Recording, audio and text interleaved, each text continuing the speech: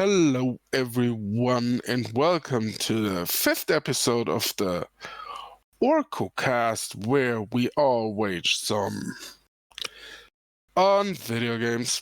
Today, we are talking about the Xbox presentation, which occurred on Thursday, and we have a few thoughts scattered about what has happened, what has transpired, and about the games that have been on wheels. Lord Val, take it away. Okay, so onto the first. Firstly, what do you guys think of the presentation in general? A first idea of the presentation in general. So in general, for that they promised gameplay, there was a sore lack of gameplay, in my honest opinion. Bam? Yeah, I thought it was a really weak reveal. Like, I expected to see, as Orco say, gameplay, and all I've seen were trailers, essentially just announcement trailers, which I could have just watched any other time. Didn't need a special event for that. Mm-hmm. In my opinion, it's exactly what I was expecting. It is a trailer made, 30 minutes, like E3.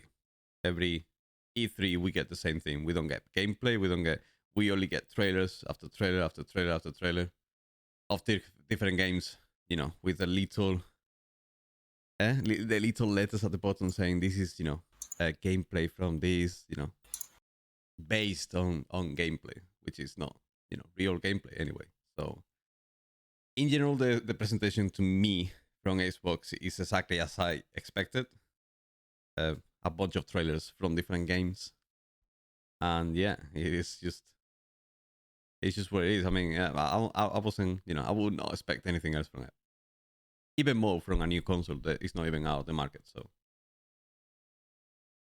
Okay, so then we can go to the first game. I mean, we go more in depth with our thoughts on the games we are talking about, and I think after that we can still discuss the show a little bit, because I'd rather say something about it at the end. Okay. Yeah.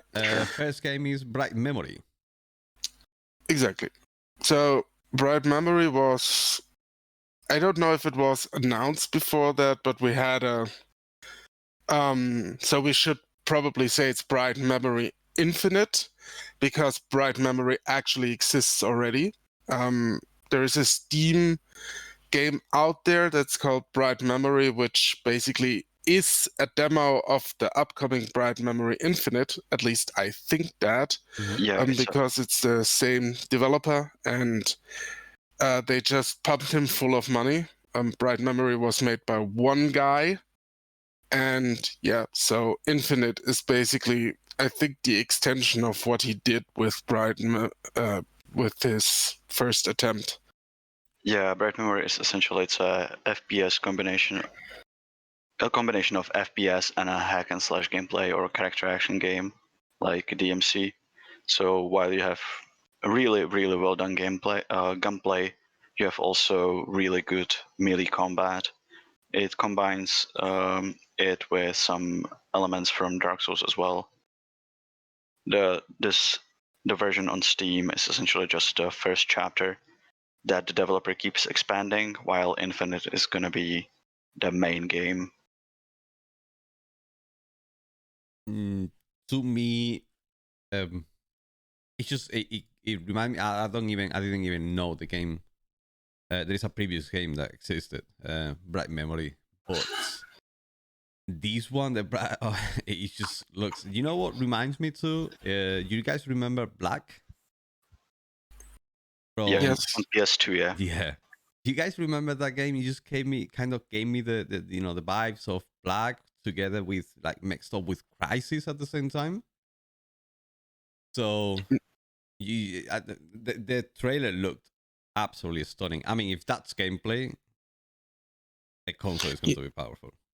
Yeah, I think the trailer was pre-rendered, so I don't think we will see these graphics actually, but I think what the trailer did is actually capturing very well what we are going to expect, since you can actually already play Bright Memory Infinite, and I did that. So I think they did a good job on just showing what you can do in the game. Mm-hmm. Oh, is that like the game looks as good as on the trailer?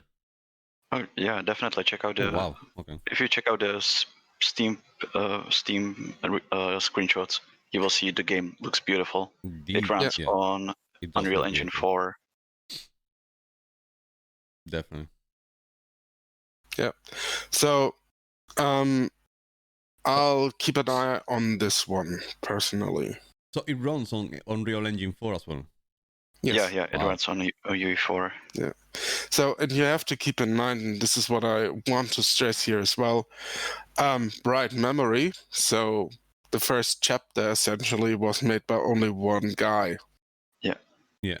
Okay. I mean, this is like Yeah. the second part of the game, isn't it? Yeah, it's essentially like a full version. Uh-huh. The entire Yeah. game, whereas what's on Steam so far, it's an expanded first chapter. Okay. Yeah. But it's like really cheap. It's like €5 or something. So Yes, it's super cheap and it's definitely worth it. yeah. Wow. So if you want to get a taste of what is probably to come in Bright Memory Infinite, then just head over to Steam, search for Bright Memory, and just get it. I mean, it's a no-brainer, really. Sounds great. Yeah. Yeah, so that's basically Bright Memory. That's game So- number one. Yeah. They started with a bang. This is like, the game that looked really good. Game number two, that's the second game that the Xbox showed, is Dirt 5. How do you guys feel about Dirt 5? I don't know if you guys are fans of like, those racing games. No, I love racing games. It's my probably like second or third favorite genre. Uh-huh. I didn't like Dirt 4. I thought it was really subpar, especially when compared to Dirt 2 and Dirt 3. Mm-hmm. But if they can make more of Dirt 3 with Dirt 5, give me, I don't know, maybe open world, let me explore as well. Yeah, I'll play it. I'll give it a go. I mean, I used to play all of the Colin McRae games, so I'll probably play this one Yeah. as well. Unfortunately, it's not free. It's not open world game. It's just a traditional Yeah. racing game. Yeah, I'm cool with that as well. I mean, as long as they can keep the game fun, I'll play it. Yeah, I'm a big fan of of the Dirt series. But they kind of moved away from the Colin McRae series, which I was a big fan always. I remember the old days, playing on the Yeah. PlayStation 2 with the Colin McRae. It's like that was crazy. And the Toka Turinka, you get like those games were like, what I used to play before. I used to play like only sports, based games. So yeah, every Dirt game gets me excited. But the game looked absolutely stunning. It kind of reminded me as well to like the Forza Horizon kind of series. You know what I mean? Yeah, That's what. With the colors and everything. Yeah, that's why I thought they were gonna go open world as well, just because they evoked so much of Forza Horizon 4. Yeah, that's kind of like that's the vibes that the game gave me. But yeah, I mean, it's a racing game. I like you, Bambam. I'm a big fan of like racing, and I would probably love the game. So yeah, I was happy to see that. yeah. We'll see. I mean, I'm probably gonna pick that up on PC, especially. Oh yeah, if you have a driving wheel and everything, that's actually really cool. Okay. Yeah. So racing games are kind of mixed bag for me. I go actually more the simulation route as long as I don't have to shift the gears. Because I get Simulation in quotes. Yeah, simulation in quotes, exactly. Simulation. No, I like it when cars handle realistically. So except for the shifting. I played a lot of Dirt Rally. Oh, Dirt Rally is great. Dirt Rally is fantastic. I don't know where they go with Dirt Rally 5. Dirt 5, sorry. It looks okay. It's nothing I would probably buy at full price, but if it's good, I might get it on a sale. So I feel kind of like it's okay about it. Something you can play on a rainy weekend. Yeah. Well, yeah. I mean, to me, it's an amazing game, though. The guy Yeah. that's called Master, they do an excellent job on every single racing games. The Formula One series there's back, is it? They got it back. Yeah. I mean, Formula One was completely lost until they picked it up again. So I think Codemasters should do a good job at every racing game they do because it's their only business model. Yeah. No, I mean like they do a good job, sure, but it's like I'm not overly excited for racing games. That's just me. Yeah. And I mean it looks good at everything, but like it's a racing game, so I won't hold my breath. That's what you get. That's a racing game. Plus, the thing with racing games, you just can't really say how good they are until you play them anyway. Yeah, because the handling of the racing games gotta be spot on, otherwise. It's one of the genres where the controls are the most important aspect. Yeah. So if the handling is kind of not there, then you won't have a good time. That's just how it is. Yeah. It also depends of how you play it, isn't it? Because if you have a driving wheel and your pedals and everything, the whole feeling will be absolutely completely different. Yes. Yeah. But, most of us play on on a controller, so it's gotta feel good on a controller. So I mean, it's that serious. Is Codemasters is I don't think it's very difficult for them to go wrong, in my opinion. That's fair. Yeah. Okay, so shall we move on to the next one? Yes. Next one, we did not get shown absolutely nothing but a trailer, so we don't really know how the gameplay is. But the next one is Scorn. Yes. Which threw me off completely. I did not know what was going on there. That's a bunch of weird stuff going on. I mean, it's probably a horror game, and by the way, it's a Game Pass. It's gonna be a Game Pass game, so it's gonna be free for everyone that owns Game Pass. Okay. Yeah, so like I said, it's probably a horror game. What I got from it, and Bum, what was the name of the game you mentioned? It's very similar to Agony. Exactly, it looked like Agony, and that's not good. Just without the sexy bits. Yes, exactly, just without the sexy bits. Well, sexy bits in quotation. Quotations, yeah. Depends how much you do like SM. Yeah. So, I don't know what to think of that yet, so I'm kind of meh about it. Like, it's another horror game. I don't do horror games very well. Not in the sense of that I am spooked by them, but I'm like never, ever, ever, ever spooked by them and just poke fun at them. So we'll see how that one goes. Yeah, I mean, the aesthetic definitely looks nice. It looks interesting. But from the trailer so far, that's all it's got going for it. There's nothing else, which is kind of sad when it comes to announcement trailer. Yeah, I mean, you can make it look pretty on a trailer, but that game specifically, it's just like, listen, like you guys know, you kind of know what the style could be. You play, but I haven't played that game, and when I was watching, I was like, I don't know what's going on. I don't know what the game is about. I don't even know. I just saw a creepy trailer, and I was like, okay, I don't even know what's going on right now. Like, I don't know what type of game they're offering. I don't know what style it is. I don't know. I just saw a bunch of weird, like, bloody stuff going on. A guy that put something as like it was disgusting, in my opinion. The thing is, what I'm gonna say is, if you have a good trailer of a video game, it gives you an idea of what to expect in the game. It doesn't even need in-gameplay footage to do that.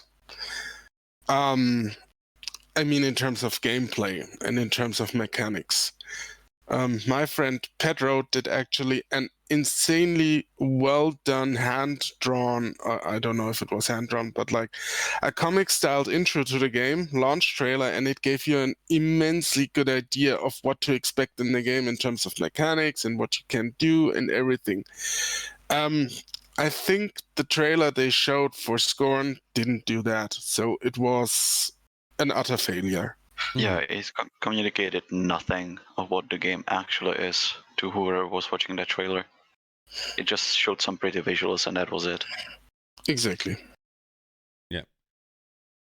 I not as watching it, I was like, I don't know what's going on. I don't know what to expect of this game. I don't know what is what the game is about. So to me, it was kind of like meh. I don't even know. Yeah. So what they're offering. Moving on. Moving on. Because moving on because we don't even know what's going on that game, man. What's there to talk about? We saw a trailer with pretty visuals, just like the next one. Creepy. Yeah. Yeah, exactly. That's what I was going to say. You stole that from. Okay, so basically, Game 4 is going to be. It's exactly the same thing. We just watch a trailer. Yeah. I mean, this trailer was a bit more like kind of say prettier to me because it was in a galaxy and it's flying ships and all of that. The game is called Chorus. Yes. Yep. But spelled with a V for some reason, because bad spelling makes for cool video game titles. Okay. So what do you guys think? What you saw? I can't say actually a lot about that. So when it comes to Chorus, I got two vibes from it very heavily. As you guys might know or not know, I'm a very avid fan of Warhammer 40k. This was the first vibe I was getting from the game. So somebody in the development team is a Warhammer 40k fan. At least I think that. The second thing I think is that the arts department had H.R. Geiger visuals for breakfast. And I mean like every conceivable artwork he has ever done. Yeah. Yeah, I don't know. It, from what I've seen, first thing, Googling Chorus showed me a different game instead, which was a musical adventure game. So, which was really weird. But what I got from it so far, especially from the trailer, it seems like somebody also really liked Mass Effect and the Reaper subplot, and I was like, we're gonna make a game about that. At least from the visuals, the lighting, and the robotic voice, like the deep voice in the background. We'll see. I mean, can be anything at this point since we don't know much. Yeah, well, I mean, what throws me off about the game is like the lady. The show has got like a face painted and all of that. So I guess that's going to be like our hero or something. It's probably the main character, yes. Yeah, most likely. Depends. The gameplay, you know what reminds me to? Actually, Star Wars Battlefront 2. Yes, I think I can see, yes, but they said specifically it's a space flight combat game. Yeah. So I think more of what's the name of the series from Origin? Wing Commander. Wing Commander, yeah. Exactly. Wing Commander. I think it goes more in that direction. So you have like maybe a cockpit and you fly around in space and shoot at stuff, which can be actually a lot of fun. if they do it correctly. So it could be good. Mm-hmm. Could be is the keyword. So yeah. This is what I think of the game. I mean, the visuals were pretty good. I like the art style and the HR Geiger vibe I got from it, but other than that, there's also not really much to say about it. If the game feels like, I don't know, if the game feels like, Battlefront 2, I'm like, wow, okay, I'll take it. I love Battlefront 2. The spaceship fights and everything, it just feels good. So if they can, nail it that way, it'll probably, be absolutely amazing. But so far, like, like our previous game, like Curtis, we got absolutely no idea what's going on in the game. We cannot guess what we have to do. It's gonna be like a spaceship fights and stuff like that. But other than that, we got absolutely no clue of what's going on in the game, or what the game is going to be about, basically. Exactly. Yeah. So on to the next one. Yeah. Shall we go to game 5? Game 5 of the show is the infamous Madden 21. Yeah. Let me just really quickly say my opinion on that. I don't care for Madden at all. You two are free to discuss. I have zero thoughts on Madden. I've played Madden. I've played the Madden every single year. I'm not a big fan of Madden. I'm not like an expert on it. The game looks as amazing as every single game looks nowadays, to be honest. They kind of like do a throwback to the past on the trailer, which is, like humble beginnings. There is no humble beginnings, guys. You're EA, one of the worst companies. So, so they're kind of like, trying to seem like the good guys. Like, that's what EA is doing lately. But yeah, other than that, the game looks stunning. We got what was his name? The quarterback. I can't even remember his name. But yeah, he's basically the guy who won the Super Bowl. But they're absolutely, to me, Madden already looks good. Like the previous season, the Madden 20 was really good, and it's exactly, to me, it was like almost the same, identical to 19. So I don't know. The game is gonna be good either way. So the game is gonna feel good. The game is gonna be, another Madden game, which is, for our friends in the US, if most of them like the NFL. Most like in Europe, there's a lot of people starting to, like the NFL as well. For me, not being a massive expert on, all of that, I think it's just the game looked amazing, and it's gonna be amazing. Yeah, probably for fans of the genre. Yeah, I mean, if you don't care about like American football, you will not care about Madden. Yeah. Well, I mean, the game looks amazing. Don't. Yeah. I'm not saying that. I'm not saying anything about that.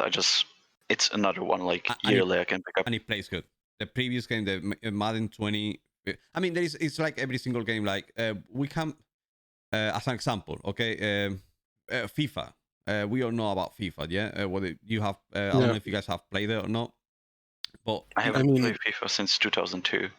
I don't care for FIFA as well. So, just as an example for people that are watching or listening, FIFA is kind of like the same thing. It's a hit and miss every single season, every single year.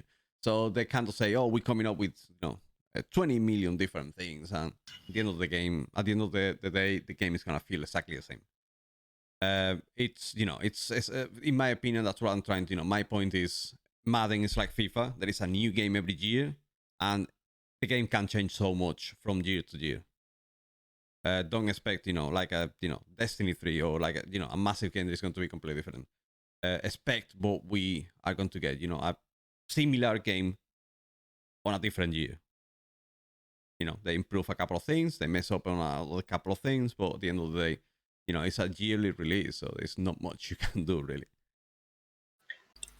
Yeah, Yeah. and that's the thing with the releases. As you said, you can improve only so much. Yeah, exactly. So I mean, the time must be very limited for them.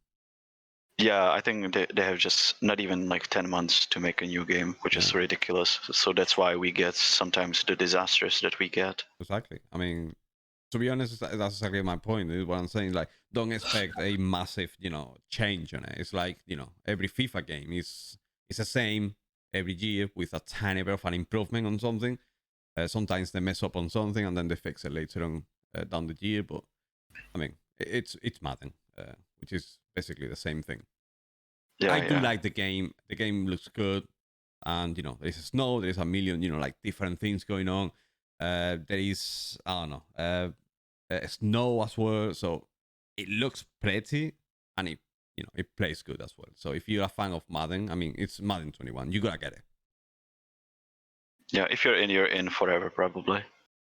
Yeah, I mean, if you're a Madden fan, you're gonna get it. It's like a FIFA Yeah, fan. yeah, I get FIFA every single year, so the game yeah, is yeah. not good, and I bash on the game the first one. I'm like, the game is not improving. The game is not. But I understand that developers have 10 months, like you said, Bam Bam. They got 10 months to create a new game, so it's like, come on. Like I expect, what they can do in 10 months, and I like the game. I play the game, so fair enough. That's I like those type of games. It's a yearly release. I would not want to wait 2 years for a game like FIFA or a game like Madden. You know what I mean? So I'm happy with that. Shall Okay. we move on? Because shall we move on to game 6 of the show? Yes. Okay, Yeah. game 6 of the show: Vampire Masquerade Bloodlines 2. Do you guys know anything about the game? Yes, because it was unveiled ages ago. And what it is basically it's a sequel to Vampire Masquerade Bloodlines, Okay. which is one of my favorite RPGs of all time, despite it being rough around the edges, to say the least. That's understating it. Yeah, like for anyone who doesn't know, when they came out, the first one came out in like 2004. The game was so broken that to finish one quest, you had to use the developer console and skip it. Otherwise, you were stuck in the like first third of the game and you couldn't progress. That's how broken the first game was at launch. Yeah. There have been videos made about the troubled development history of Vampires Masquerade Bloodlines, which has been probably one of the worst developments ever I've seen. Like mid development, engine switching and whatnot going on, and not properly coding it, and yeah, you know it. There have been fan patches released at this point, which fix quite a lot of issues in the game, so it's in a playable state. And I would RPG fans who never played it before really recommend to checking it out because it's a fantastic game. It has And one of the best writings in the genre. yes, bar none. And let's say my expectations for Vampire Masquerade Bloodlines 2 are sky high. Not because they promised anything, but because I just expect everything from them. Because Yeah. if you bear that name, you have to deliver. Yeah, you have to live up to what the original stood for, which was a really, really open RPG where a lot of your choices, no matter how small, mattered, and they changed the game accordingly. Yep. And hopefully they can live up to it, but with the trickle of information we're getting from the development team, I'm not sure. Yeah. So the trailer itself, they presented,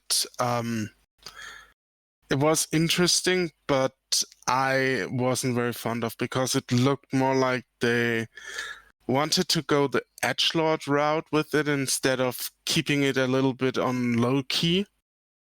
And I'm not sure if I like that because Vampire Masquerade Bloodlines was never about, ironically, a lot of blood. It was more about subtle writing and how the clans of the vampires interacted with one another and the politics behind it and everything. So the much more interesting aspects of Vampire the Masquerade, which I should mention, is a tabletop RPG, which I also played quite a lot back in the day. So I know quite a bit about everything what's going on.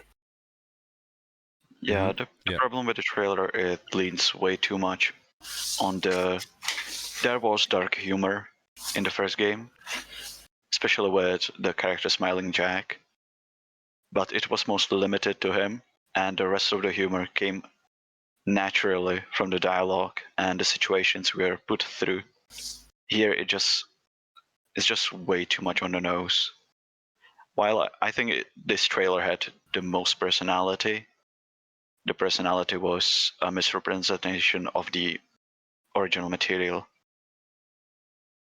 Yeah, it seems like they showed quite a bit of. Well, I don't know if it was like really. We can never know if it's really gameplay or not. But It was strictly pre-rendered, I'm pretty sure. yeah, I mean, it did feel like gameplay. I mean, it must be like really close to what it was shown. But I don't know. The game looked really good. It's kind of like it gave me the looks of the game reminded me to We Happy Few. It's kind of like similar to that game in the looks. No, Um, I don't think it's because We Happy Few is really exaggerated, and this is. I no, think I mean the looks, the like the coloring of the game, and the kind of like the.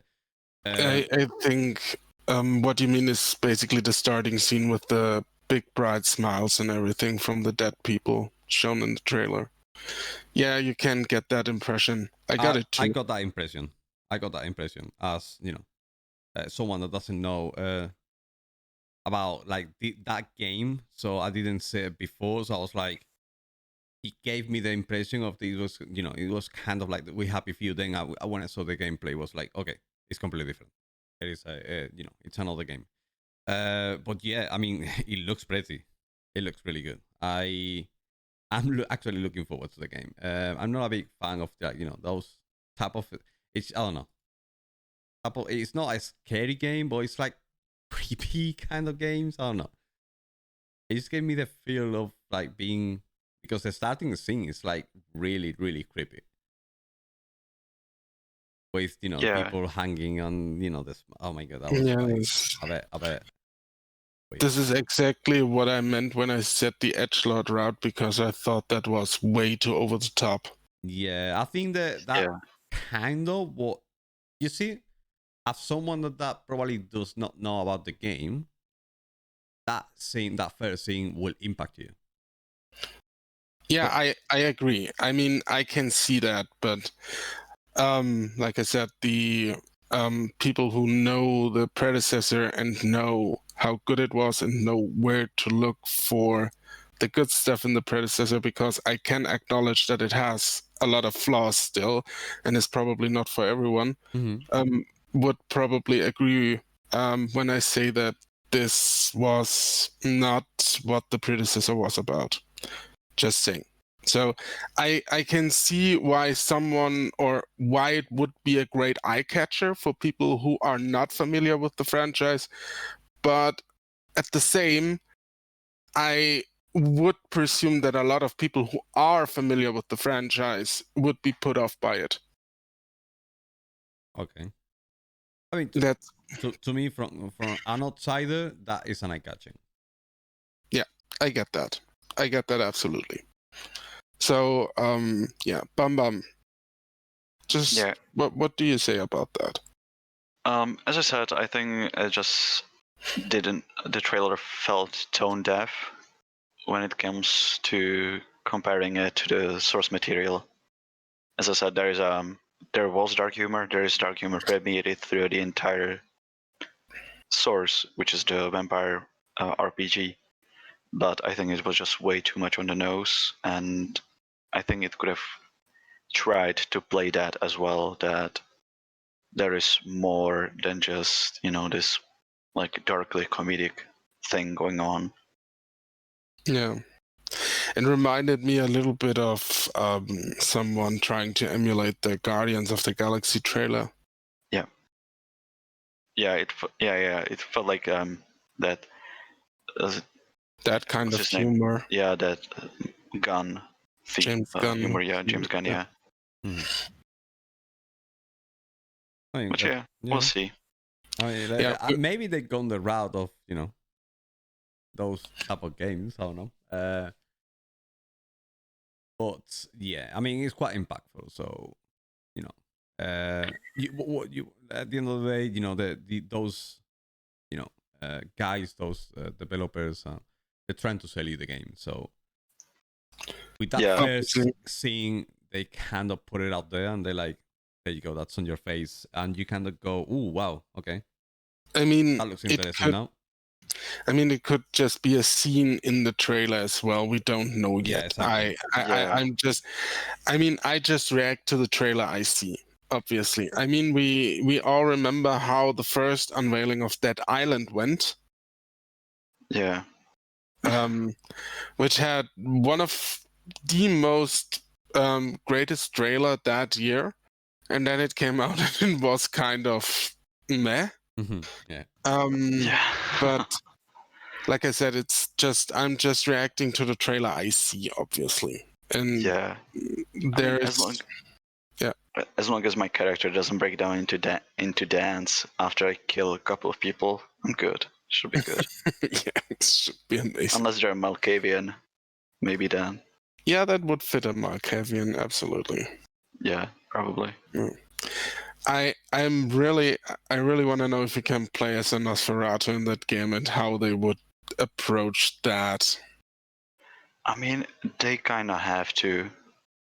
They really have to if they want to live up to the original. I think they, to a degree. I will be honest, I think they will completely scrap the Nosferatu. So just for context, in the previous game, you could play as a lot of vampire clans that exist within the universe of Vampire Masquerade. And there's one clan called the Nosferatu, and they are basically hideous creatures of the night, which get instantly in the video game bloodlines instantly attacked if somebody sees them. So they are basically a hard mode within the game, because you only can, you can traverse the street, but you always have the risk that you're getting instantly attacked by police or people or whatever. And you have to traverse the sewers to get anywhere in the game, which was actually one of the most amazing ways to play the game. Yeah. My favorite still is Malkavians, just because how insane the game gets. Because Malkavians is another clan where their main quote unquote gift is that they have foresight. They can see into the future, into the past, into the hidden nature of things, but at the same time they slowly grow more and more insane and lose grip on reality. And it was reflected in the dialogue as well. So especially if you install the lore friendly patches, where the standard dialogue choices for Malkavians are replaced with just insane babbling, and you have to yourself decode what's the question you want to ask from those babblings. It's great. Absolutely. So if they can live up to that, we'll see. Maybe it brings people to the franchise. We'll see. And I think we can go on to the next game, Call of the Sea. Or do you still want to say something about it? No, that's fine.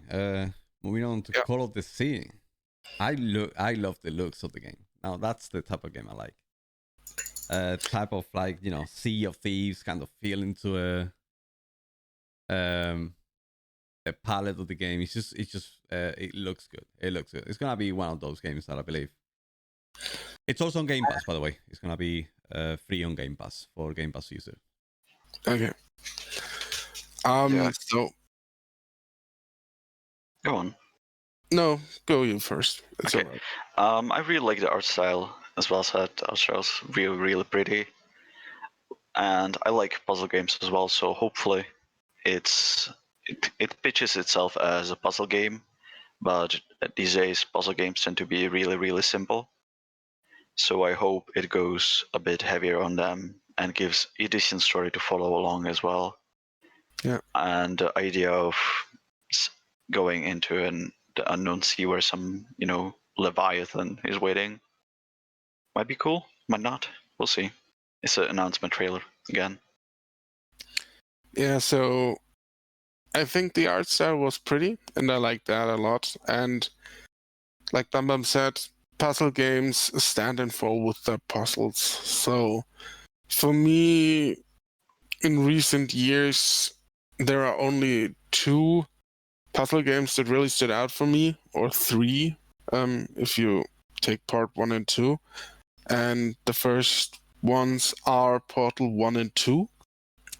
And the second one is Talos Principle. So if the game Call of Duty goes more into that route or that kind of puzzle types, I'm in. Other than that, I'll probably pass. We'll see how it goes.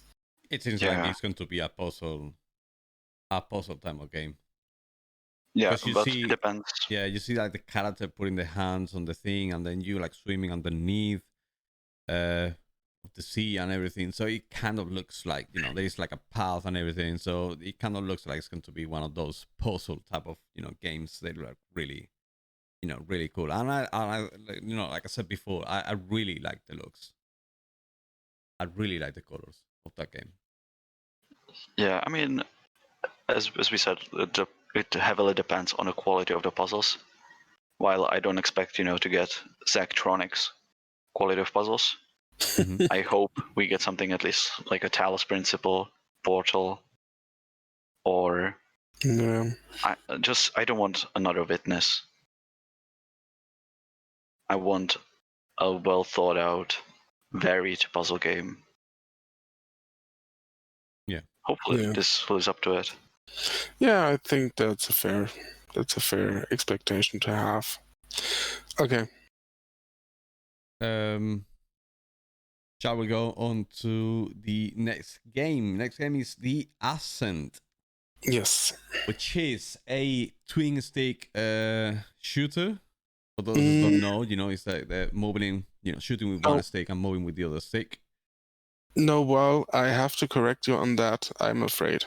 I don't know if the movement is twin stick, but it's firmly an action RPG game like Diablo. Is it? Yes. Yeah, it's an RPG game, yeah. It's an RPG game. Okay. It's an action RPG game like Diablo. And they do it in a cyberpunk universe. It did seem like a twin stick. Yeah, Shooter. because they showed it on a controller. Yeah. That's how you play it on a controller on PC, where it's gonna be released as well. It's a straight up action RPG. Yeah. As Diablo. Okay. Yeah. There's also a Steam page for the game already. So yeah. Right, Yeah, because have you played Diablo or anything on consoles? Trailer is confusing then, because it did seem to me. I'm watching the trailer right now, and it seems to me. Yeah, but I'm asking, well, have you played like a Diablo or Titanfall or Titan Quest on Xbox? Yeah, it's gonna play the same way. Yes. It's just because you have guns, it's gonna look like a twin stick shooter. Yeah, I mean, I know where you get that impression from, and it's completely fair to have that impression when you see that played on a computer. But I've heard of the game before, and like I said, on the Steam page, it builds itself firmly as an action RPG game. And if you watch other gameplay, you see that it's like a Diablo game. Diablo type of game. Oh, it looks really good, man. Yeah, it looks really good. Yeah, it looks so. I'll make this brief. It looks good. I like the cyberpunk vibe because I'm a sucker for cyberpunk, and I'm also a sucker for action RPG games. So I'll keep an eye on that one.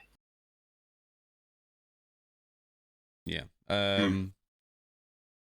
It just gave me the impression of this twin stick shooter. But I mean, if it's an action, like even better. If it's an action one like Diablo, so even better because it will have more depth to it. It will have abilities and stuff like that. So Yeah, it looks really that nice. actually made me even happier.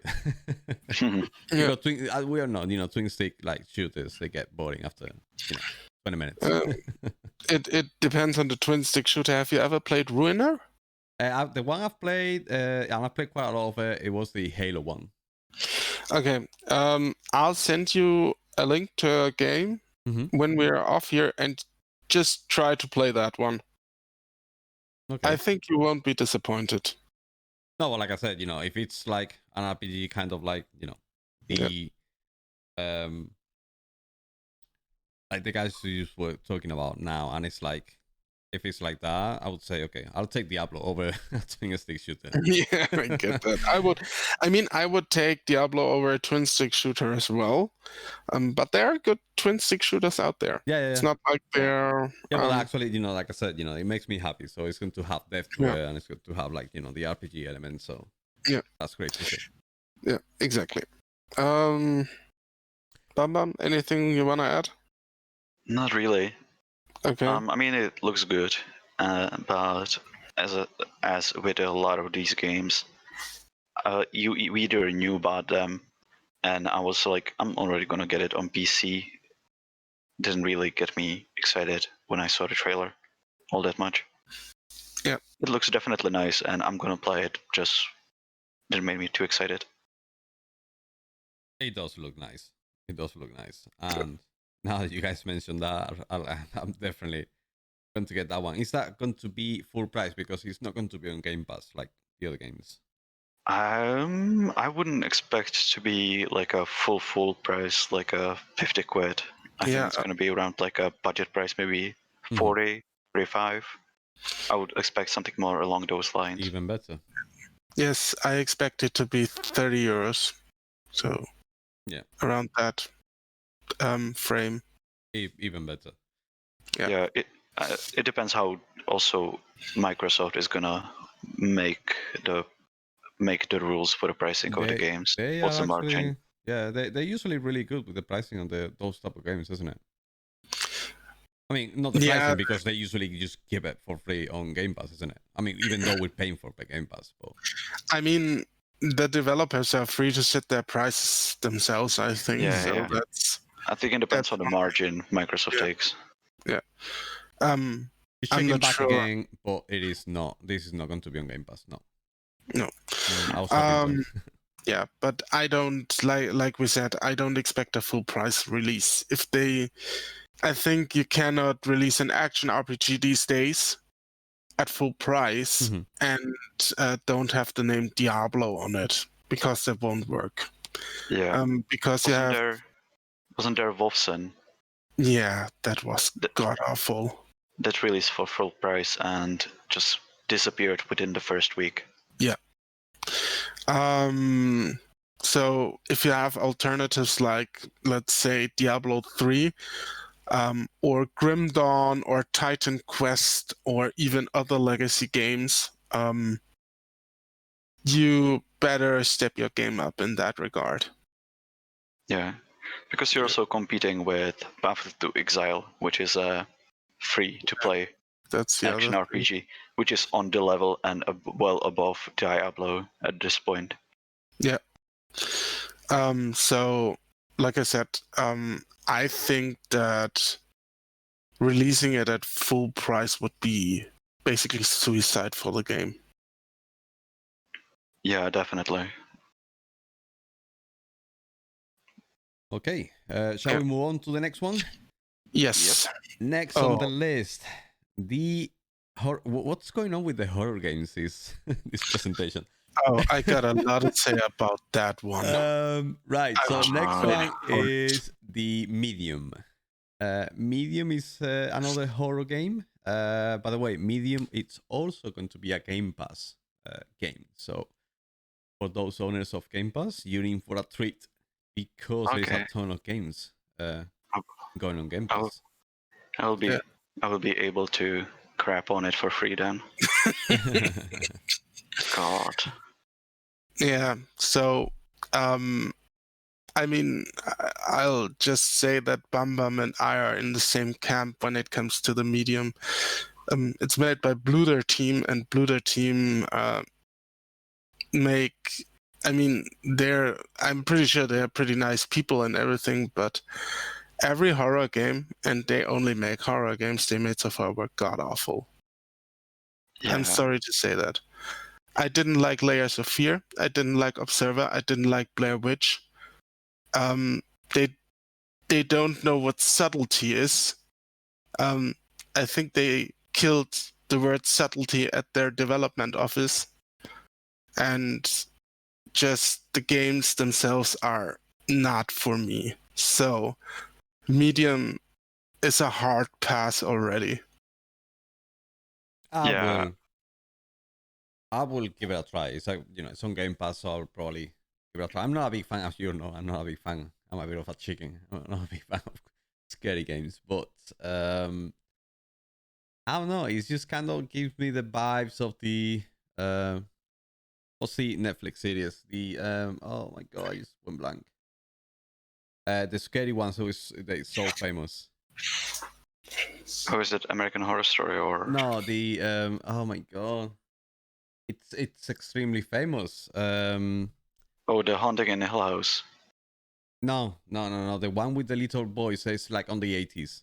Bloody hell. Stranger Things. Stranger Things. Bloody hell. My God. Okay. It gives me like it's like two different worlds. That's kind of like they tell in their trailer, because we don't get to see actual gameplay. Yeah. So yeah, it's kind of like in Stranger Worlds. You got like two different like worlds. It's like the one above is like the good one, and the one underneath is like the bad one. You know what I mean? So Oh yeah. they kind of show that a little bit within the trailer. You know what I mean? Like you got the world at the start, and it's all good, it's all nice, and then you go like underneath, and everything like kind of like disappears and fades. So it's got this stranger the Stranger Things vibes to it. So I don't know. It's another like you guys said. It's another horror game, but I'm a bit more optimistic than you guys. I think it's going to be a Game Pass game, free, and just give it a chance, because those games you might get a good pleasant surprise with that.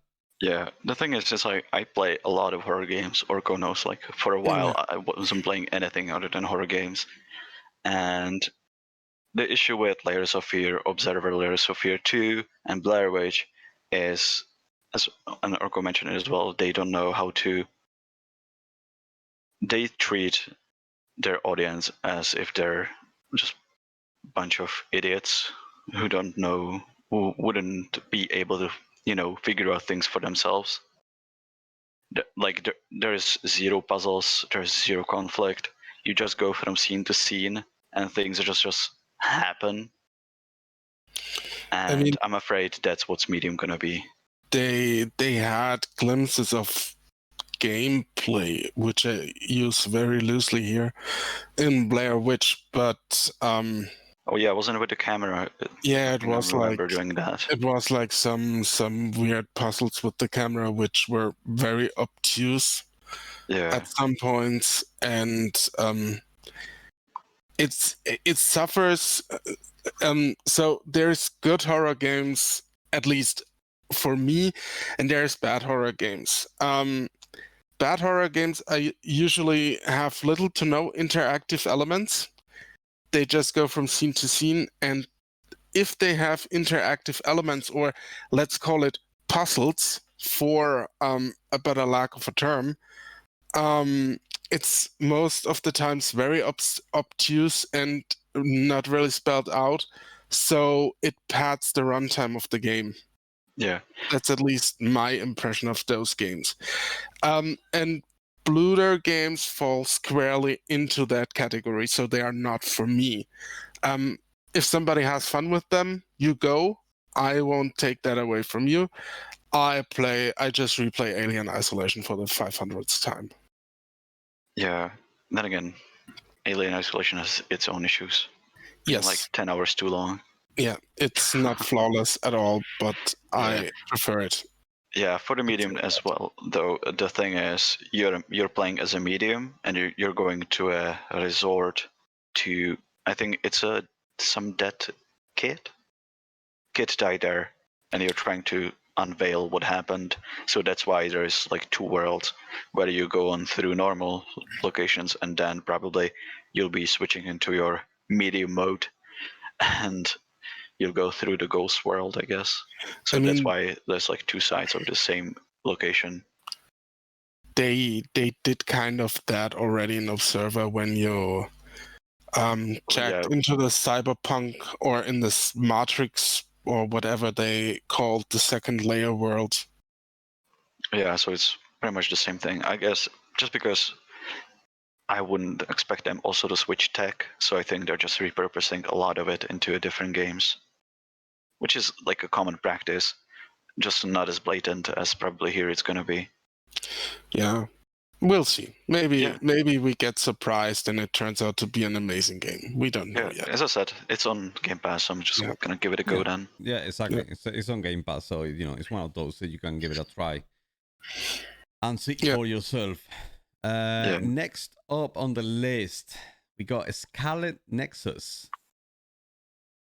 Actually, is it? Yeah, Scarlet Nexus. Scarlet Nexus is kind of like a a cartoony type of game with is it like RPG, isn't it? Yeah, it looks like Code Vein DMC. Mm-hmm. Yeah, it looked. That's it my looked impression. fun. I mean, it's probably when it comes to. I'm not sure if they can match the combat of DMC. If they would, I'd be all over it. Because anime and DMC's like god combination for me. So it looked fine. I'll give it a try once it's out. Yeah, that's all I'm gonna say about it because It already looks my good type on the of game. trailer. It already looks good. It's using the same tech as God Eater 3 and Code Vein is the same tech, so it definitely looks nice. And I'm pretty sure it's going to be mostly the same team that did those two games as well.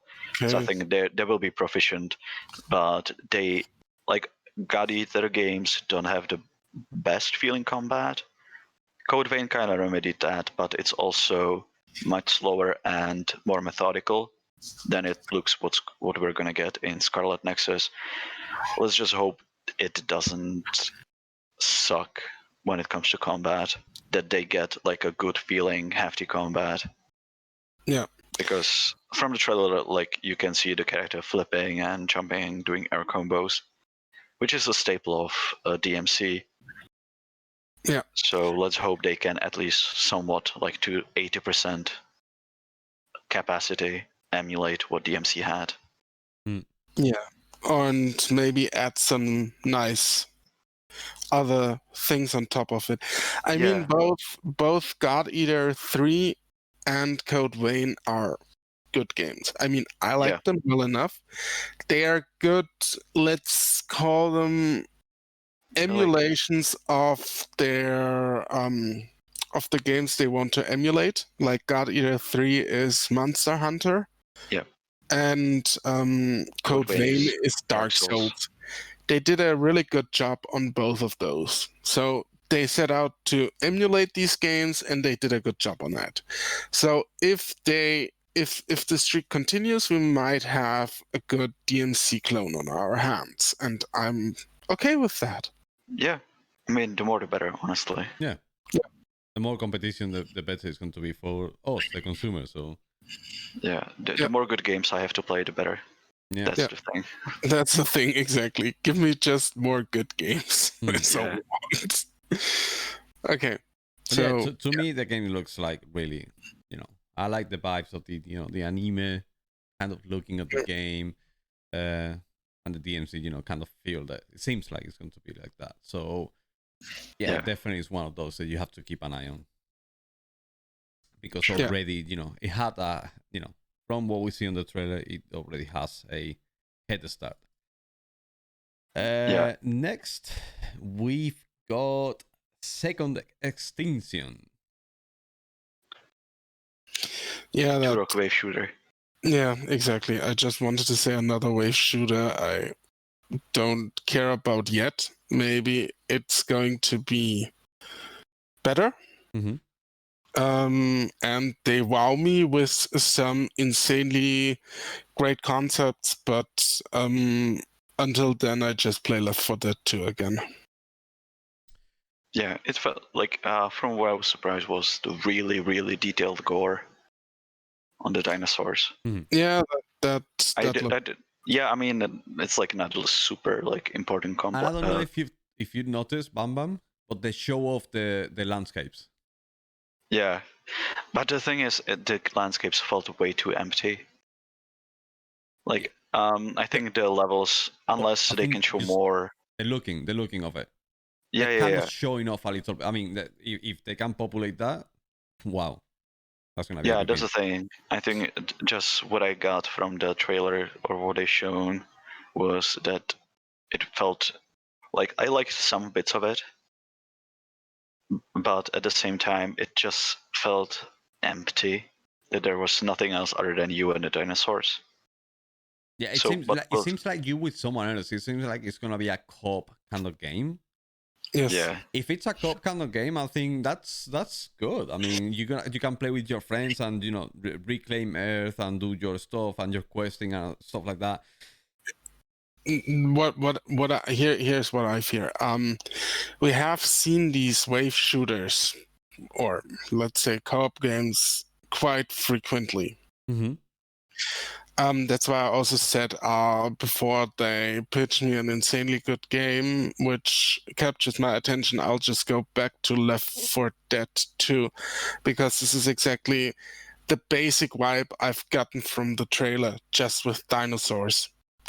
Maybe Yeah. you have some different classes and some different abilities on the characters or whatever, and there's changes here and there. They take some bits and pieces from other games, but so far it just looked like a box standard co-op wave shooter. Mm-hmm. I mean, if people like that and want that, go for it. But I mean, there's other games out there I can already play in that regard. Yeah, I mean, you're gonna have to do something that's your own, and we'll have to wait for Second Extinction to really show, other than we have dinosaurs, if there is a thing, a mechanic, or like a gameplay style that's truly like Yeah. its own. What in Left 4 Dead, you get a lot. Like it was the thing that started this, and then a lot of those games started emulating it without essentially adding anything to it. But there are games that are in this like horde wave-based genre that are still like I will play every now and then. You have Payday 2, there is Deathwing. You have Deep Rock Galactic. I mean, Yeah. they're all decent games in their own right and added something to the formula. I mean, Yeah. if Second Extinction suddenly comes out with a gameplay trailer where I can ride dinosaurs and eat smaller dinosaurs, I'm all over it. Believe me that. That's something we didn't have in that capacity in Yeah. these games. They just need to do it. That's what I mean. What I'm saying is the trailer looked like something I've played before, and they need to show gameplay in that regard to get my attention. Yeah. That's what I'm saying. Yeah. To me, I mean, they showed just the usual. They show just the usual. But I mean, it just seems like it's a bit of like it's not just a trailer. I think it's actually in-game play. Oh Because yeah, on one of these definitely scenes, I don't looks know like if a you game. guys notice it, but the guy is actually slides. He's actually sliding and shooting, and the slides feels very similar to the Apex, kind of Destiny Apex kind of a slide. So I don't know. It's one of those games that a first-person shooter game. We all know how it is. It's got to feel good. If it feels good shooting people, and like you said, like Bam Bam mentioned, if the world is actually populated and there's like stuff going on, it seems like the squad is going to be 3-player as well. You can team up with a couple of your friends and start doing stuff, and there is variety to the game. Weapons wise, there seems like to be a lot of weapons, a lot of different weapons. But yeah, I mean, dinosaurs, shooting with your team. There's like big. There seems to be. I don't know if you guys noticed it, but at the end of the trailer, there's a small like a tiny cutscene, like a half a second, where you are fighting like a T-Rex, like a massive T-Rex. Yeah, which Who is uses basically Yeah. the wave boss. stomps on you.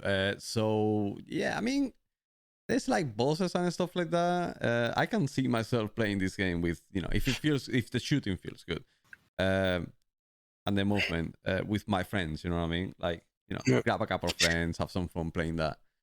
Yeah, So, I mean, Yeah. I get that. I'm just saying, like, give me something like that other games don't do in that genre. That's what I'm saying. Yeah. I mean, all of them feel good when you shoot stuff. All of them are fun with your friends. Like, just set yourself a little bit apart. That's what I'm saying. mhm. I mean, GTFO is a great game as well Oh yeah. when it comes to horde-based game, and it sets itself apart by, like, you have to. If the horde comes, you're basically dead. Because the game is so insanely hard, it goes more of a stealth route. Yeah. So it sets itself apart again in the gameplay. You have to be incredibly coordinated with your friends to play that game, and it's really intense. And it also deserves the Moinka horror game to some extent. And that's what I mean. Just give me something interesting to play. If they do that, then good on them, and I will play the game because I like these kind of co-op shooters. Yeah. I just don't want the same thing over and over again. That's all I'm saying. Mhm. Yeah, it's like, I mean, it's the same thing with any genre. Say, like, again, gonna mention horror games. It's like, I absolutely adore Resident Evil, but don't want every single horror game to be like Resident Evil. Exactly. I will play Silent Hill. I will play Forbidden Siren. Like, the variety is the spice of life, as they say. Even within a single genre. Okay, shall we move on to the next one? Exactly. Yes. Next one. It's Oh, one. God. I mean, I think I don't know how God. people feel about this game, but it's God. another Yakuza game. God, I aren't ready for that one. How do So- you guys feel about the? I don't think it looks that bad. I'm the biggest fan of the Yakuza franchise in this room. If anyone else claims otherwise, come and fight me. I will. Okay, you can. I will come to UK and we will settle this once and for all. So, I've played Yakuza not since part 1, but since part 3. I replayed part 1 and 2 after that on my PlayStation 2. Yakuza is a phenomenal franchise, has always been, and it was so, let's say, here we are with the variety. Yakuza is something special that is done in that kind of style nowhere else, in no other game. Uh-huh.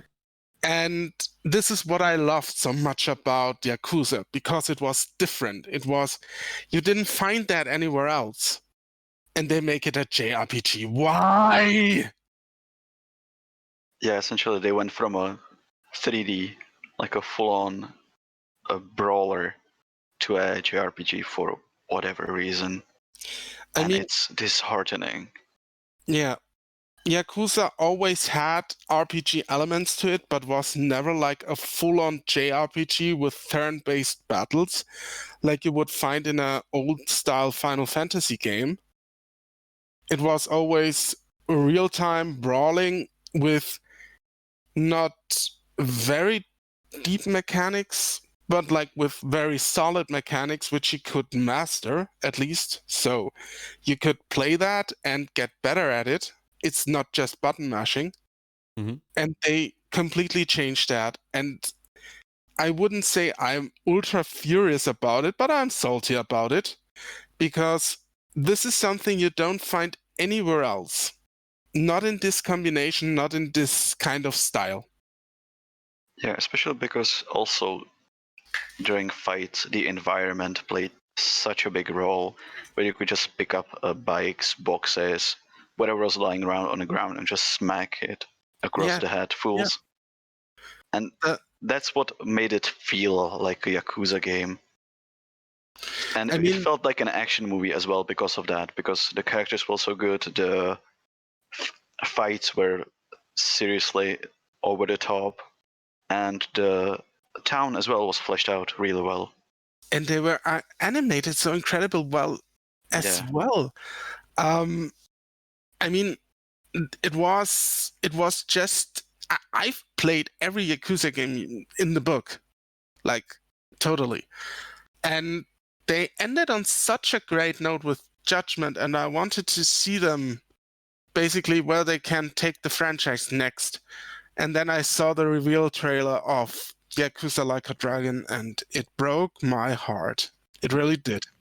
Like a dragon. Yeah, that's what it's called. Yakuza Like a Dragon. Yeah. That's the title for the West, I guess. So it's already out in Japan since January. Yeah, honestly, I've watched the playthrough of it on YouTube. And tell me, how bad is it? This story is actually quite decent, but the gameplay looks just like a slog. The story of the Yakuza games has always been decent, so I expect at least that. Yeah, I mean the gameplay itself looks, if you're like into RPGs, but really basic ones, you might have some enjoyment from it. Yeah. Otherwise, it doesn't look like there's a whole lot to it. I mean, I really like RPGs. I like, especially because this seems to try to mimic somewhat the Shin Megami Tensei vibe with its combat, and it doesn't go deep enough. So it's a letdown overall, I think. Oh God. This is not what I wanted to hear. Especially Shin Megami Tensei Lite is something I don't need in my life. I mean, I have like mountains of Shin Megami Tensei games at home. Why shouldn't I just play them instead? Yeah, there's a thing. Why play a poor imitation when you have the original? Yeah. I mean, so this is the thing. I don't know if you can get it anywhere else, but like they're still ultra cheap on Amazon. Just get Digital Devil Saga. Oh yeah. Just throwing that out there for PlayStation 2. If you still got a running PlayStation 2, just go on Amazon and buy yourself a copy of Digital Devil Saga. Do yourself that favor. So, now, or get, sorry. Persona 5. It's gonna be cheaper now that the Royale's out. Exactly. Okay, well, I'm sorry, fanboys at work. So, what are your thoughts? I don't know. Like, I've never played a Yakuza game, whether believe it or not. To me, Yakuza is it's a good game that I like.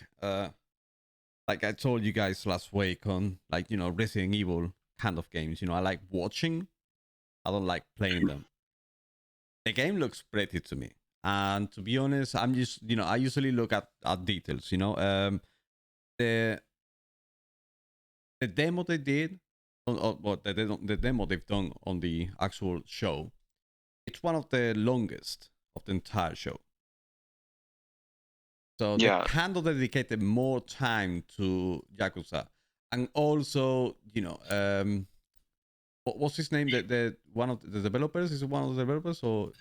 Yeah, the basically the one who created the entire franchise. I forgot his name. It's a Japanese guy, obviously because it's a Japanese franchise. But Toshihiro Nagoshi. Thank you. Toshihiro Nagoshi is an actual, I don't know. He just pops in and he said, this is the game. I hope you guys like it. we're working on this, and they still keep showing more stuff after that. So it's kind of like they're saying, we're out there, and that's the game. We want to get it out for everyone. We want to really, they're showing actual gameplay of as well. So Yeah, I I mean, think it's sorry. I think it's mostly just because they have already the game out in Japan, yes, and they also need to show more of this one just because it's a long-running franchise on the PlayStation consoles. Mm-hmm. yeah. And anyone who exactly. never had a PlayStation console will have essentially, unless they go out of their way and research this, will have no freaking idea what Yakuza franchise is. Yeah. So they had to dedicate the extra time because I'm pretty sure Microsoft has spent a hefty amount of money to get it on their console as well. I don't even think they had to spend a lot of money, because if you look at the release pattern of Yakuza, what happened is it was always, or not always, but for the most part, it was a PlayStation exclusive experience. Yeah, it was And until I think until Zero. Zero, exactly. With Zero, they started releasing it on PC and started branching out. And what I think, or what spurred them to completely change it up, is they wanted to go multi-platform and open up to other audiences with that. And I think Yeah. that's a big freaking mistake. We'll see. I mean, I don't think this one is the best to have as the first one. Yes, definitely. Either way, to me, looks good, and they're actually doing a good job on it. So, and it's just kind of like you think about think about everything, the whole picture, and they gave it the personal touch of the guy who created the series saying coming into the screen and say, here I am, guys, we're gonna throw that at you guys on Microsoft, you're on Xbox, so we're gonna be popping onto your site as well, and we're gonna be showing our game to you guys as well. So in my opinion, that's a that's a like a kind of like a personal touch, which you don't see very often lately. And they like Batman said, the game is already out. Okay, fair enough. But still, it is a nice touch, and it's an extended kind of trailer. They hog about 5 minutes on the entire Yeah, show, the thing so. is, like the developers themselves, especially the more high profile ones, speaking out or speaking with the community is becoming much more common as well. Because we had the same thing with Final Fantasy VII Remake. The big interview afterwards wasn't just some like low level developers, but it was Tetsuya Nomura and the rest of the high level management team. So I think it's just a shift in the way developers communicate with the community. Yes, especially in Japan. Yeah, especially in Japan, where like just because the entire corporate structure and the culture there is completely different, was at least from what when I was involved, was much different than what it is now. Yeah, because hierarchy is a big thing in Japan, and the big management doesn't just step out and talk to people. They don't do that. I think what they got is like that. At least I don't know if they do it in Japan as well, but if they step out and talk at least to the Western fans, at least the high level management, which is basically a very important part of marketing over here. Yeah, I think that's what's happening more and more now. Yeah. So it happened. Like I didn't expect to see like really early reviews with Tetsuya Nomura and the rest of the like high level developers on the remake of Final Fantasy VII, and that came out even on like a fan site, which it seems like they're opening up more and more, which I like because it's gonna give more spotlight also to the developers and not just the publishers, which was a thing for the longest time. When you think like old Konami, Squaresoft, Namco, Those like were you knew these names. You didn't know Nomura, Kojima, and others. Yeah. So I You think it's didn't definitely a good know. thing. who was behind those games from Japan you've played. Yeah. So I agree. So yeah, Yakuza Like a Dragon. It's a game. I mean, it's a game. It definitely when it comes to presentation, it keeps up at least that level of quality as the other games. Definitely. The acting is always gonna be great. I hope so. I mean, as I said, the stories in this one is good. So if you can, if you don't care about the combat, and just want a really cool, gangster-styled story in Japan, you can give it a go. You're not gonna be disappointed. Yeah. All right. On to the last game. Yes. Guess Please, what? before I start crying. Guess what? Is Assassin's Creed Valhalla, which we all knew was going to be there, and probably the biggest game of the entire show. And they left it for the last one, so obviously it does make sense. And also the biggest mock-up of the show, because Ubisoft specifically promised gameplay, and we didn't get it. Yeah, that was a bit of an oopsie. A bit of an oopsie. Yeah, it was. Whoever was working in the marketing department who released that we're gonna get gameplay is probably fired now. No, it's not. I mean, I just think they don't have the. They just don't have the actual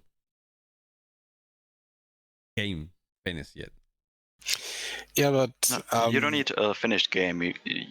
Usually you would have what is called a vertical slice, where you can at least show off stuff. You have a small, cut off area of the game where most of the mechanics are working. Probably so you can just show they them don't around. even have that. If they're not showing anything. Yeah, which is kind of alarming. Isn't it supposed to release this year? They're always doing everything on the last second, doesn't it?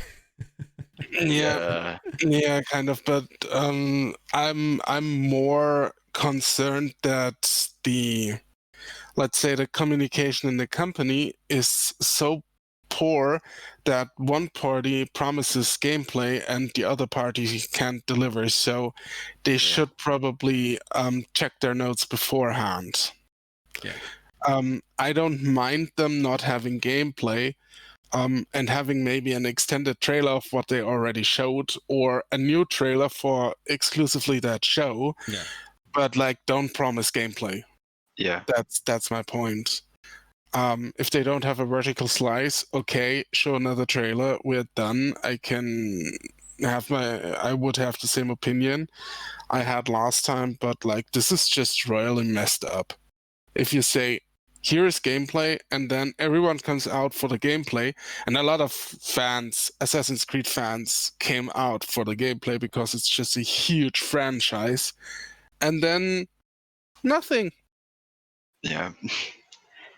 It was disappointing because I like the setting, I like the theme, so I was like, I'll tune in, I'll watch it, and I just get another trailer pre-rendered with zero gameplay. Yeah. Really disappointed. I mean, the game is going to. I don't know. I think the game is going to be good. For some reason, I got the feeling they're gonna nail it this time. With this game, it's just the setting is way too good to mess it up. Well, yeah, I mean, you can mess up anything, honestly. I know, but it's just I don't know. It's got the ships, which is from we got that Black from Flag, Black Flag before. It's got the Viking setting, which you can kind of relate the to what they have right now, isn't it? To is it Odyssey? I hope so. It's more like Origin than Odyssey, honestly. Yeah, I hope that too. I mean, we can differ on that, but all it boils down to, we all three in here and basically everyone else just wants a good Assassin's Creed game. Yeah. I mean, variations or interpretations what that is may differ. I had a talk with someone recently who said he doesn't like the combat in the new Assassin's Creed games, so basically Origins and onwards. He preferred the old style, which I don't like. So sorry, you mean they changed it so it's not anymore when it was counter blocks, like dashing between enemies. It's more like a character action game now, or yeah, isn't it? I mean, it's they changed they if you play them back to back, if you look at, for example, Black Flag and actually then Origin. the last one I played was Black Flag. Okay, no, it's more. Let's say it's more of a character action game, and you can't cheese it as hard anymore. Okay. It's still. I mean, it's still not great in terms of combat, but it's a huge improvement of what was before. All right. So I would, if you are interested in playing it, I would play it. On just try it out. I think you might like it more than the other parts. Yeah, I mean, I kind of liked Assassin's Creed 1, but it was only until a point where I realized I'm just repeating the same, same shtick over and over again for the 20th time. Mm-hmm. Yeah. I liked Black Flag. Black Flag was fun, but it was mostly because of the theme. The pirate theme just carried that entire game. Yes, it did. I don't think the gameplay was super great. It was the theme that carried it. I think it's gonna be the same for Valhalla. Yeah, I think so too. I mean, like I said, Origins was a huge improvement over what came before, just in terms of raw gameplay. I also enjoyed the Egyptian theme. Mhm. And like I said, what it boils down to and what everyone wants is a good Assassin's Creed game. Yeah. I think that we all can agree on. Yeah, definitely. Like this one definitely captured my attention, so I hope it ends up being good. Yeah. Because I would definitely want to play something like that. Well, what struck me about the Assassin's Creed franchise and the way it portrays itself, or the way the franchise is handled, it has such a huge amount of potential, just in terms of everything. And I personally think Ubisoft never really captures that potential. They're just satisfied with the base effort. And yeah, I that's think just what irks me the wrong way. Okay, sorry, Bob. yeah, sorry. I think the problem is they just it feels rigidly adherent to the Ubisoft sandbox. I think they need to revise that gameplay loop specifically for Assassin's Creed. It can't just be, running about an open map, either liberating camps, hunting random targets. They need to come up with the first one was all right because it didn't feel, you didn't see the rails. You didn't see that, okay, I have to go to that tower to unlock every icon on the map so I know what the hell I'm doing. It just felt new, and now it just feels stale because you've been essentially doing in Assassin's Creed at least 1 through 4. You're doing the same thing for like 10 years.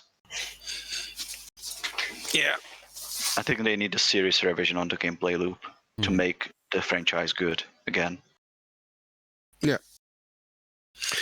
I mean, I would go more wild probably, because I would just invent. I mean, that's basically not possible these days and ages because the production costs of these high budget video games is so high. But I probably would just reinvent the franchise with every iteration. Yeah, don't have like yearly releases, but say have one every 2 years, every 2.5 years, which I think would make more sense. Because then, you lose a bit of a presence because you're not releasing each year, but at the same time, you get more press, and probably better reviews lead to also better sales. And as you know, while not always score relates to better sales, but at the same time, the scores have been plummeting for the entire series for a while. Yeah, I mean, but they got to be running out of ideas at some point. Yeah, Like we but I mentioned mean, last thing- week, it's they kind of like picked from different games and they brought it all together in this game. But what they what Ubisoft is saying is going to do in this game. I mean, we don't yeah, know if the final version is going to be like that, but they're kind of picking up different games and put them all together and making a biking game. Is that gonna no, work? yeah, Let's see. I don't know. yeah. That's the thing. It's like, yeah, I'm still gonna speculate because I'm interested and I want to see it like I would love to succeed. say succeed. Yeah, exactly. Yeah, and yeah, I mean, if they lean more towards, say, inspiring themselves with Shadow of Mordor, Yeah. rather than old Assassin's Creed games, Yeah. but go deeper on the mechanics, say, because they talked about managing a settlement. Mhm. You have your boats, your raiding parties. Yeah. If they go like ham on that while taking more progression system from Shadow of Mordor, where it's you progress at your own pace, but it never felt like whatever you do, it always felt like you add towards your end goal. Yeah. It will feel good. I just don't want to jump on. I just don't want to climb towers anymore. I'm so done with that. yeah, I get that. I mean, you had that in Far Cry, you had it in Assassin's Creed. You have to unlock towers everywhere in Ubisoft games. Yeah. Yeah, I mean, That's the thing. It's not a running gag for nothing. yeah, I mean the goddamn snow tires, right? The SnowRunner, Yeah. the U game, it Yeah. has towers. Freaking end me, please. Not really. It really has towers. You Yeah, have it to has unlock towers. towers. It has So towers. just for context, there Ubisoft has has created a no monster. no. It's not even a Ubisoft game. Like I know. They they, have created a monster. Now everyone's on it. Yeah. It's So like I was watching gameplay, right? Because I follow some car YouTubers, and one of them was playing it. I'm like, okay, this looks cool. And then they open their map, and there's just tower that it's in the middle of a dark area on the map, so you don't see anything on the map unless you get to that tower and unlock it. I was like, well, F this, seriously. no, Yeah. that's what I mean. It's just low effort, basically just taking that mechanic and putting it in, instead of coming up with their own way of uncovering the map, because there is no harm in thinking outside of the box. Maybe it won't be as successful as the Ubisoft thing, but just do that, please. Yeah. Yeah, I just thought it. I was like, that wasn't great. Yeah. Well, It feels really weird. shall we go on to the final thoughts of the whole presentation on Microsoft, Yes. on the Xbox? Yes, Let's go with you first, Orco. Yeah, so I think it was an overall okay presentation. I expected a bit more gameplay. The trailers were hit or miss. Also, the games they shown. Obviously, just judged on what I've seen so far. I mean, it can always change. Mhm. That's a disclaimer. But like it was okay. So I didn't feel like I've wasted 50 minutes of my life to watch that. Mhm. It had some interesting stuff I wasn't aware of, like chorus. It had some other nice stuff I was aware of, like Ascent, or Bright Memory Infinite. So overall, it was an okay show. I would give it a B minus, or whatever your preferred second best mark is in your country. It's not like it was perfect, but it was a nice time waste and I enjoyed it. The one thing it didn't do is sell me on an Xbox, because everything I saw in that show I can also do on a PC. I mean, that's again preference. if you want to go for an Xbox console, please do it. I think you have a bunch of good games now to look forward to. Yeah. And but like me personally, I didn't get the feeling I need an Xbox now. So that's me. Bum bum? Yeah, my thoughts are pretty much the same. The thing was, I didn't see anything that would make me want to buy Xbox, especially because a lot of games also are coming out on the PC Game Pass as well. Some of the games as well, because we've known about them for ages, and they didn't show much new. And when it comes to stuff I didn't know, I wish I didn't know there was Medium, another game from those guys. I'm like, I could have done without you. If I had to pick one game, I'd probably go with Scarlet Nexus, because it looks like something I'd want to play. And probably the worst trailer probably was the Medium. Yeah. Okay, so Bam Bam goes with Scarlet Nexus as the favorite game of the show. Chorus for you, Orco? No, if I say favorite game, I'm family with Bam Bam. It's just how I work. So Scarlet Nexus? Core, Okay. it is. Burst trailer, just because I'm a fanboy and I can admit to that, Yakuza. Okay. For me, the best game has been, believe it or not, I don't know. I got high hopes for Second Extinction. Second Extinction is going to be, I don't know. I think it's going to be one of those games that is going to surprise all of us.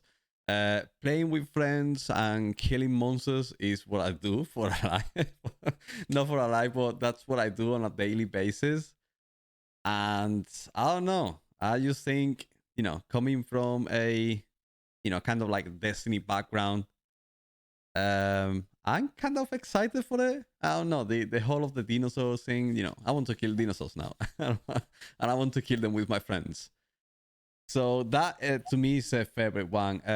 Second, I got the presentation is being what I was expecting, an E3 presentation with a bunch of trailers and nothing else. Also, I think there's way too many horror games for some reason. I don't know, no one noticed. And third, I'm very disappointed at Microsoft. Do you guys want to know why? Tell us. Because they have done 13 announcements. For a superstitious person, that's not good. That's not good. They have announced 13 games, not 12, not 14. They have announced 13 games. And when I finished, I was like, 1, 2, 3, 13 games. Bloody hell, man. I don't know. I'm superstitious with that.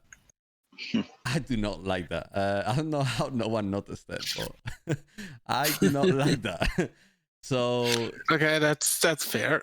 I don't know, man. I'm a big superstitious guy, and I was like, why? Like, no one noticed that you have 13 games, guys. Like, come on, someone needs to be on top of that. Other than that, I think there's got to be, we're looking forward to a lot of games. Microsoft keeps going and keeps doing the same thing, the Game Pass thing. They keep showing off a lot of games, and they're saying, we are doing all of this, and this is free for all of you guys. If you have Game Pass. Yeah, if you got Game Pass. But obviously, you don't have to pay full price. You get Game Pass. Obviously, the deal of Game Pass is really good. I mean, no one can deny that. No, the Game Pass is one of the best inventions Microsoft did in the last few years. Yeah, to be honest. Definitely. It like puts PlayStation Plus to shame. Yes.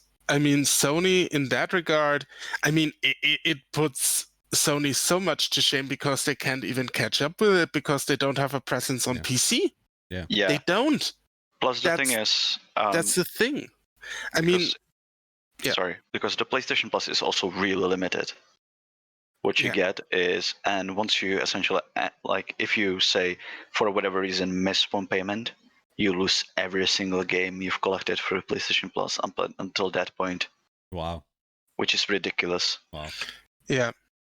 Okay. I mean, Whereas on Game Pass, essentially, you get a set library, Until which is they, great. I mean, they can take it away. I mean, Yeah, it's they like, take some games away, but usually they will let you know like 2 weeks ahead. Yeah. So there were games like that they took away, and I still managed to play them for a good chunk Yeah. and decide, okay, yeah, I don't care enough to finish this, but I still played it. yeah. So the Game Pass itself is an get ready for this absolute game changer. Jesus Christ! Yeah, that was hard. Like I'm physically in pain. Oh God, I'm sorry. Now, yeah, but this is. I mean, we still have to see what Sony has to come up with, Mhm. or is coming up with for the PS5. But so far, I still say, also after this presentation, the Xbox is ahead. But I wouldn't be surprised if we see some, if not even all of these games also on PS5. Yes, a good chunk of them I think are gonna be on PS5 as well. Yeah. The Game Pass Especially ones are going to be exclusive, isn't it? No, yeah, but like Bright Memory, Dirt 5, Autism's Yeah. Scorn, Vampire, Mhm. Medium, Scarlet Nexus, Yeah. Yakuza, Yeah. and Assassin's Creed. All of them are definitely going to be on PS5 as well. I don't know about the Game Pass games, so It depends, I think, because it might be a deal just so they get distributed like this, where Microsoft usually would probably pay to cover expenses, essentially, and pay like a license to the developer to have them on it. yeah. So people don't have to pay for it, because there's games definitely on the Game Pass I've seen that are also on, say, PS4, because it's not always just exclusives. It's usually just deals Microsoft made with that developer. Yeah. Because Yakuza Kiwami and Zero are both on the Game Pass as well right now. Go out there, play it. I demand it. Yes. No, but like with the Game Pass, I think still it has a leg up because you just can go in and download these games, even if they're on PS5, because PS5 would probably charge money for them. So Yeah, there you go. definitely. And Bluder Games, so because you said Medium would be on Game Pass, that's just what occurred to me. Blair Witch was on Game Pass as well when it was released, and it was also on every other platform conceivable. So Yeah. I just checked the Game Pass. Yeah, it's still on there, Blair Witch. Yeah. Don't play it. And so I think we will see Medium on other platforms as well. I'm pretty sure about that. But like the advantage the Xbox has is it's free there. Yeah, So that's the thing. Have you guys noticed every single person that did the presentation? Well, the guy who's started the presentation and everything, and at the end they mentioned twice a console will be out at the end of the year. Yeah. So remember what I said last week. They're still on track. Yeah. They are somehow managed to be a step ahead. They also managed to make a fridge joke at the start. Yeah. Which was great. I admit that. So I mean, it's the next best thing to the sex toy joke. Yeah. That's great to hear, because that seems to be like, they want a step ahead. They like, they're ready for the release. I think what's also very important and not to be underestimated is that they made the fridge joke at the start, because it shows that they keep track of what the community thinks, what the community says, what gamers think, what gamers say. Yeah. And that's actually the most important thing, because they will be on top of this. Mm-hmm. Yeah. Plus, they seem to have not released anything about limited availability during the release window, which they're is not mentioning still any of that. which is still the main issue for PlayStation 5. Yeah. Apparently, if I find a resource, I'll send it to you all, but apparently they might not even have enough consoles to cover this launch window, because they might have, just from what they sold for PS5 during the first week, they might have that just for the first month for PS5. That's not good. I think, but this is just purely realm of speculation right now, so I think Sony is scrambling hard to get their PS5s out on time. And they were already doing it before the crisis hit, because they were on the back end or at the back already when the race started, because they weren't ready. I think they just weren't ready. I think the announcement of the Xbox Series X caught them by surprise, and now they're really scrambling to get something together in time to compete with them. But that's purely, like I said, realm of speculation. Yeah, that's pure speculation, and what we're saying here is, what we think, our personal opinion. I, hope they come up with a surprise and they come up big, and the more we have, the better for us gamers, because at the end of the day, we are the ones that are going to benefit from the competition between companies. So that's what I'm expecting. I'm expecting them to come up big in, what is it, in June? Is it June the actual show for PlayStation? Yes. Yeah. June 7th, wasn't it? Or am I? June 8th. June 8th. Okay. 7th. So June 8th. yeah, they're going to come up with. I mean, I'm hoping for them to come up with something big, something that they're going to drop the mic again and say, here we are. We're going to give you price, we're going to give you specs, we're going to give you games, we're going to give you a bunch of stuff, and let the competition start. And we're going to have a bunch of consoles for everyone at launch. So that's the ideal world. Let's see how we, let's see what they show on next month, and fingers crossed they have been prepared for it. Exactly. Yeah. Let's hope we have some actual gameplay. Exactly. Yeah, and let's hope we got a good action, a good old battle between PlayStation and Xbox, and Yeah. All right. That concludes the 5th episode of the Orcocast. It was a pleasure, gentlemen. I almost said ladies and gentlemen. It would be slightly incorrect.